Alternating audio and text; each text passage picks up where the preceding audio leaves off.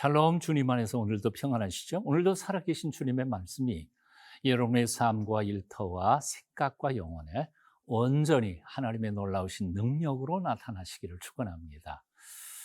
지도자란 어떤 사람일까요? 어떤 리더십 교재에 보니까 참 재미있게 해석을 한 사람이 있었습니다. Leadership is leading a ship 이라고 표현했습니다. 즉 다시 말하면 리더십이란 한 배를 목적지까지 끌고 가는 능력이라고 표현한 거죠. 참으로 그렇습니다. 지도자란 목적지가 어디인지를 알고 배를 그 목적지로 끌고 가는 선장과 같은 존재입니다. 자, 그런데 이 지도자가 지도자답지 못하면 가야 할 곳이 어디인지 모르고 또 그를 이끌어가는 능력이 부족할 때 그만 그 공동체는 망하고 말 것입니다. 이런 점에서 한 나라든 교회든 혹은 어떤 공동체이든지 간에 지도자의 역할은 참으로 중요하다고 생각합니다. 지도자는 열심히 실력을 쌓아야 하고 어떤 상황에서도 올바른 분별력을 가지기 위하여 겸손히 하나님 앞에 매 순간 엎드려야 할 것입니다. 그런데 유다 왕국의 지도자들은 그렇게 살지 못했던 것 같습니다. 유다의 멸망의 모습을 오늘 본문을 통해서 또 읽어봅니다. 예레미야 52장 24절부터 34절까지의 말씀입니다.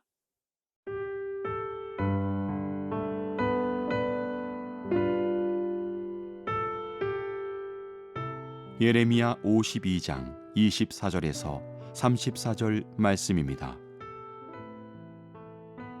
사령관이 대제사장 스라야와 부제사장 스바냐와 성전 문지기 세 사람을 사로잡고 또 성 안에서 사람을 사로잡았으니 곧 군사를 거느린 지휘관 한 사람과 또 성중에서 만난 왕의 내시 7명과 군인을 감독하는 군 지휘관의 서교관 하나와 성 안에서 만난 평민 60명이라. 사령관 느부사라다는 그들을 사로잡아 리블라에 있는 바벨론의 왕에게 나아가매 바벨론의 왕이 하맛 땅 리블라에서 다 쳐 죽였더라. 이와 같이 유다가 사로잡혀 본국에서 떠났더라. 느부갓네살이 사로잡아간 백성은 이러하니라.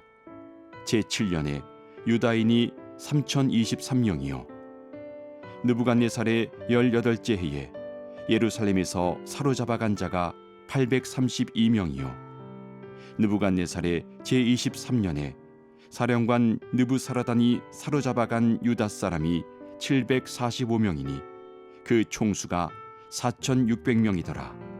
유다왕 여호야긴이 사로잡혀간 지 37년 곧 바벨론의 에윌무로닥 왕의 즉위 원년 12째 달 25째 날 그가 유다의 여호야긴 왕의 머리를 들어주었고 감옥에서 풀어주었더라.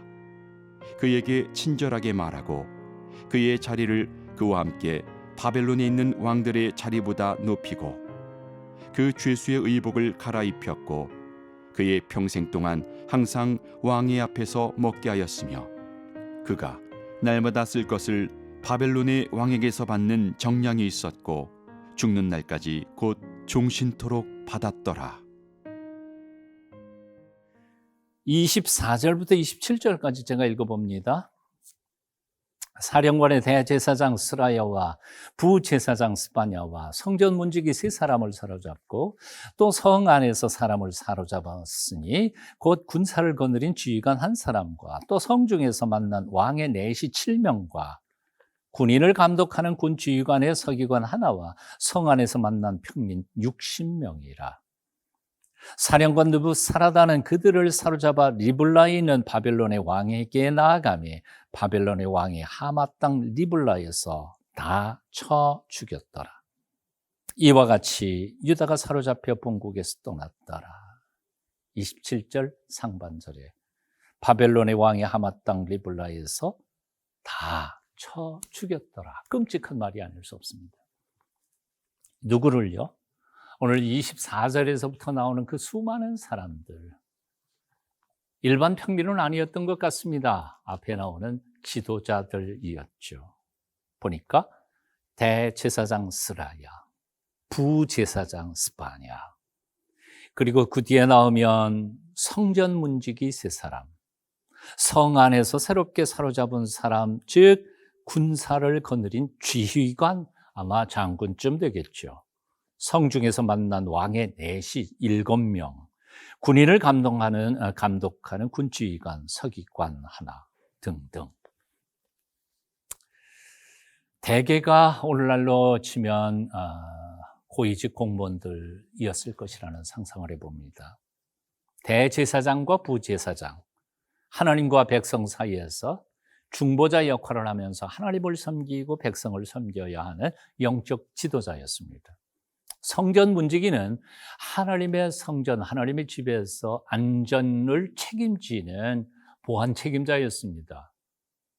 특별히 구별받은 사람들, 기름 부음 받은 레위 족속 중에서 선택받습니다. 군대 지휘관, 서기관, 내시 또한 아주 중요한 직책을 가진 사람들이었습니다. 자, 그런데 그들은 자신들이 해야 할 자신의 책임을 제대로 감당하지 못한 결과 때문에 유다가 무너져 내리고 만 것입니다. 물론 그 한 사람 한 사람이 잘못 때문에 유다 전체가 멸망했다고 볼 수는 없을 것입니다. 하지만 그런 책임자들, 각 요소에서 자기가 맡은 책임을 잘 감당하지 못한 그 무책임이 합하고 모아져서 나라 전체가 무너져 내리고 만 것이었습니다. 그 무책임한 그들의 실수와 게으름이 국가를 무너뜨린 것이라 그 말입니다. 사실 어떤 면에서 그들은 유다 왕국의 멸망의 직접적인 책임자는 아닐지도 모릅니다. 그럼에도 불구하고 간접적인 책임일지라도 자기 책임 감당하지 못한 것에 대한 책임지는 모습으로 그 책임의 일부를 감당하기 위해 그 처참하게 바벨론 왕에게 그렇게 죽임을 당하고 만 것이었습니다. 이런 점에서 볼 때 유다 왕국의 멸망은 단지 시드기야 왕 한 사람의 책임만은 아니었던 것 같습니다. 유다 왕국의 모든 백성들의 책임이었죠. 그 중에도 특별히 일반 힘없는 평민들보다는 지도자들의 책임이 가장 클 것이라고 생각합니다. 이것은 오늘날도 마찬가지라고 생각합니다. 오늘날 한국 사회, 한국 교회 문제, 몇몇 사람의 지도자의 문제는 아닐 것이라고 생각합니다. 주어진 자리에서 주어진 만큼의 영향력을 가지고 있는 모든 지도자들이 제 몫을 감당하지 못할 때 함께 무너져 내릴 수밖에 없는 것이지요. 이런 점에서 묻습니다. 여러분은 여러분의 직장에서 어떤 위치에 있으십니까? 여러분의 동네에서는 어떤 삶을 살아가고 있으신가요? 여러분의 교회에서는 어떤 책임을 가지고 있습니까? 저는 저 자신에게도 지금 말하고 있습니다. 우리는 과연 하나님께서 우리에게 맡겨주신 책임, 소임을 다 잘 감당하고 있는가 것이지요. 만일 이 대한민국이 그리고 한국교회가 무너져 내리게 된다면 그 책임은 어느 누구 한 사람이 아니라 우리 모두가 짊어져야 할 것이고 그 고통과 시련은 우리 모두가 다 감내해야 할 것이기 때문에 그렇습니다. 하나님이 주신 자리에서 우리가 할 수 있는 한 우리의 최선을 다하는 하나님의 백성들이 다 되시기를 축원합니다.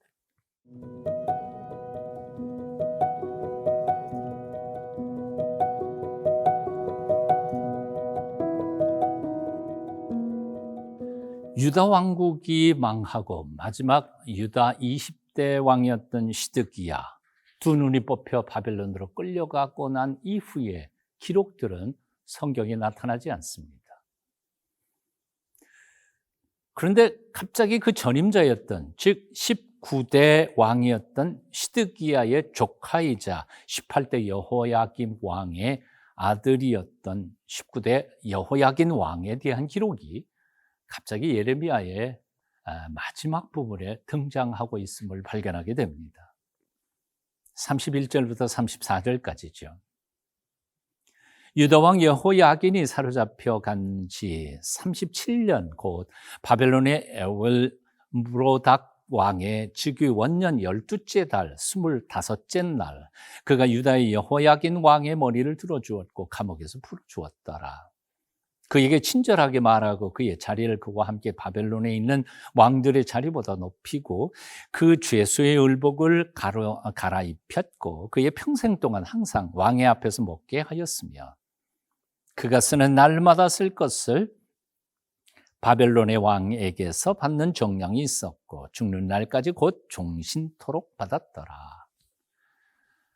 사실 시드기야 임금 20대 임금이 유다를 마지막으로 통치하면서 멸망할 때까지는 그 전대였던 19대 여호야긴 왕은 바벨론의 포로로 잡혀가 감옥 속에 있었던 겁니다. 그런데 시드기야 임금이 유다가 멸망한 후 두 눈이 뽑혀 바벨론으로 끌려간 이후의 소식이 없는 상태에서 갑자기 19대 여호야긴 왕이 남은 평생을 참 편안하게 잘 살았다. 이 기록이 남아있다는 것이죠. 도대체 이 기록을 예레미야서의 마지막 결론 부분에서 왜 언급하고 있을까 하는 것이 의문입니다. 왜 남유다의 멸망이나 시드기야의 죽음으로 예레미야서를 끝마무리 짓지 않았을까 하는 것이죠. 그런데 여기에 하나님의 놀라운 섭리가 숨어 있음을 우리는 발견하게 됩니다. 하나님은 호롱불같이 남아있는 불안한 그 불씨 같은 여호야긴을 다시 높여서 당신의 백성들을 회복시켜가는 소망의 작은 빛으로 사람들에게 보여주신 것입니다. 이 놀라우신 하나님의 축복의 회복의 소망을 우리는 이사야 선지자의 글을 통해서도 발견할 수 있습니다. 이사야 6장 13절을 이렇게 말씀하죠. 그 중에 10분의 1이 아직 남아있을지라도 이것도 황폐하게 될 것이나 밤나무 상수리나무가 비물당하여도 그 그루터기는 남아있는 것 같이 거룩한 씨가 이 땅에 그루터기니라. 밤나무 상수리나무가 다 베어져도 밑둥거리 그루터기가 남아있는 것처럼 하나님께서는 당신의 백성들을 다 멸망시키는 것 같아도 그 그루터기 같은 남은 불씨를 통해 온 세상을 새롭게 할 하나님의 나라, 하나님의 백성들을 새롭게 회복하실 것이라는 겁니다. 이런 점에서 여호와 하나님, 역사의 주인이신 그 하나님을 경외하며 그를 섬겨가는 우리의 하나님의 백성들은 어떤 절망적인 상황에서 결코 낙심할 필요가 없습니다. 왜냐하면 하나님은 절망의 바닥 속에서도 우리를 다시 일으켜 주실 것을 우리는 믿기 때문입니다. 사랑하는 여러분, 지금 삶이 너무 힘듭니까? 정말 낙심이 됩니까? 하나님 바라보십시오. 하나님께서 모든 것 다 잘려가 버리고 불타버린 밑둥거리 그루터기를 통해서 새로운 거룩한 회복의 씨앗을 이루어 주실 줄로 믿습니다.